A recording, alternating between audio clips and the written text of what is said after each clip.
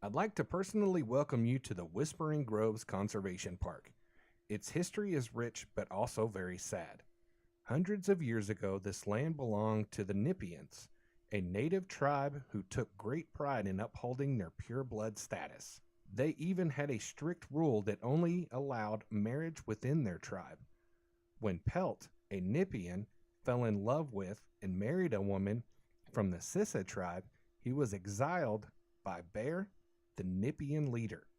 Since Pelt had always been highly respected, Bear's decision tore the tribe in two. Some thought his actions were justifiable, while others thought he was being too harsh. The conflicting feelings started a civil war that lasted for years. The tribes separated, and hate for the opposite side escalated to a point where they no longer remembered the purpose of the fight. Mr. McWallace stopped unexpectedly to clear his throat and wipe his eyes. Is he seriously crying over a silly legend? Truce wondered. By this time, Pelt and his wife had a son named Truce. He grew into a strong young man, and like his father, was an excellent hunter. Curious about his heritage, Truce would visit the Nipian people. On one occasion, he met a girl named Buttercup. It was forbidden love at first sight, since Buttercup was Bear's daughter. Just 4 days before the wedding, Bear learned the truth. Bear hunted Truce for days and finally killed him and his family. Several kids turned around to stare at Truce. Mr. McWalla didn't notice the audience's reaction since he was so preoccupied with his own story. Great, Truce thought. More unwanted attention. Bear's actions instilled a great fear in everyone. He used this fear to reunite the tribe. The Nipians stayed together for the rest of Bear's life, but a second civil war broke out after he died. The new war lasted longer than the first and eventually made the Nipa tribe extinct. Whispering Groves Conservation Park was created on the Nipa grounds to honor their complex history. The mannequin you saw outside is in memory of the powerful bear. Excuse me, a girl said, while waving her hand in the air. Do you have a question? Mr. McWalla asked. Yes, I do, the girl responded passionately. How can the park build a mannequin in honor of a murderer? I fail to see how that could possibly produce feelings of pride.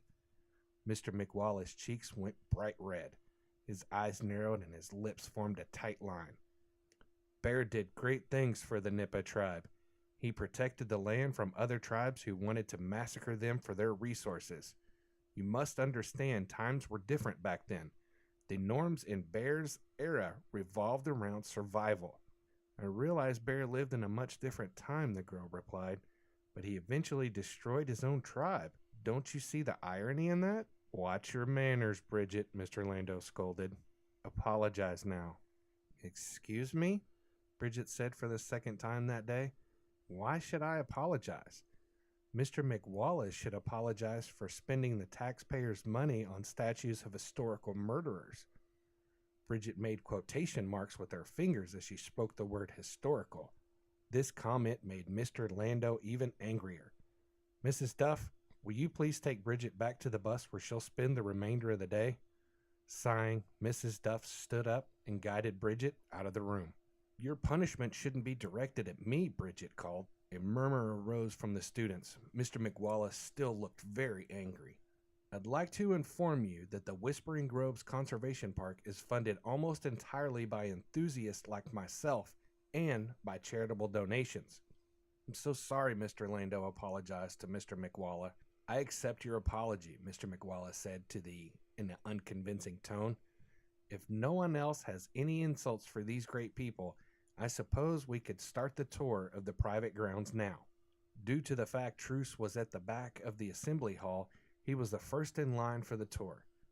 He was actually glad about his position as Mr. McWalla led them out of the assembly hall, across the lush green grass, and into a very old-looking longhouse. Truce ran his hand over the wall of the longhouse, which is made from slabs of cedar and covering in peeling bark. It was surprisingly cold. This longhouse belonged to Bear, Mr. McWalla said with pride. The look of sourness on his face had completely disappeared. Truce understood the pride one felt for the people they admired, but what Bridget said was true. Why was Mr. McWalla so proud of a murderer who put the wheels in motion for the destruction of the Nippa tribe. Bear was born here and died here, Mr. McWallace said proudly. The Nippa tribe stayed in one place for their whole lives. Mr. McWalla opened up the door to the longhouse, causing it to creak slightly.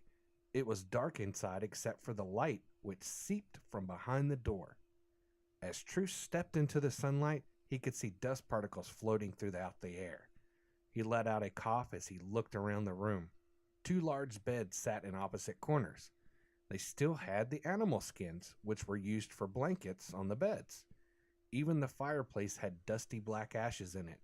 3 chairs and a table made from cedar sat in the middle of the longhouse. Truce gulped as he saw a chair rock gently back and forth. Does anyone use this longhouse anymore? He asked with a slight stutter, causing a few students to laugh at him. Yeah, the ghost of Bear, a boy from Truce's class answered. Truce didn't care that people were making fun of him. There was something about this place that gave him the creeps. Don't make fun of Bear's ghost, Mr. McWallace scolded harshly to the students who'd just spoken. He has been seen in very spot numerous times. Mr. McWalla took his attention away from the student and turned to Truce. No one lives here. It would be disrespectful to Bear. Truce tried to suppress a shiver as Mr. McWalla looked at him. There was something weird about referring to a dead person in the present tense. Next, I'll show you the longhouse where we keep all the artifacts found on the Nippa property, Mr. McWalla said excitedly, leading the students from Bear's longhouse to another one nearby. The longhouse looked the same as Bear's on the outside, but inside it was much more modern. Glass cases held old pots made from clay. There were 12 pots that all had the same pictures of bears drawn on them. Why are there bears drawn on each pot? Truce asked Mr. McWalla. Not only did the figure of the bear represent the main source of food and fur, but it also represented Nippa's leader, Bear. Truce suppressed the urge to roll his eyes. He should have known the drawings had something to do with the Nippian leader. What is that? A boy asked.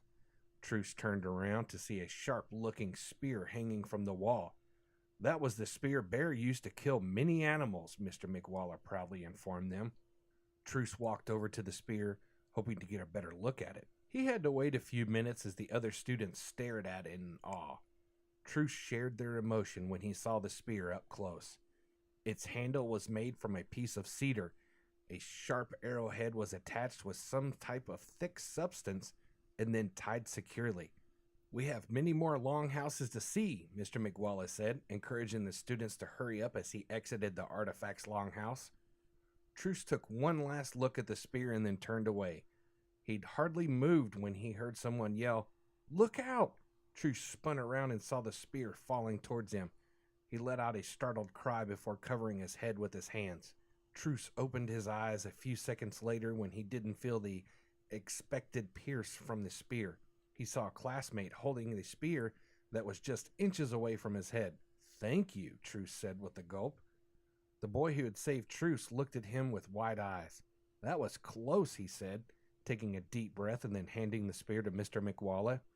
"You should really fix that latch on the wall," the boy advised, referring to the piece of metal that held the spear on the wall. In all that excitement, Mr. McWalla had rejoined Truce and the boy in the artifacts longhouse. "What happened?" he cried breathlessly. "I was almost killed by that stupid spear," Truce yelled angrily. Mr. McWalla looked steadily at Truce, then at the spear which he held in his hands. "Are you all right?" he finally asked. "Yes, but I almost wasn't." Mr. McWalla looked closely at Truce again. "Did you touch the spear?" he asked with great interest. "No," Truce answered truthfully, shivering with fear. "Then no harm was done," Mr. McWalla said as if he was trying to convince himself. "Hurry up. The rest of the students are waiting for us." The boy who had saved Truce gave him a sympathetic look. "Mr. McWalla's a jerk. Are you sure you're all right?" "Yes," Truce nodded, even though his heart was still racing. Truce followed Mr. McWalla as he led the group of students around the remainder of the private grounds. He showed them 15 more old longhouses which belonged to members of the Nippa tribe. However, Truce couldn't concentrate on anything but his near-death experience.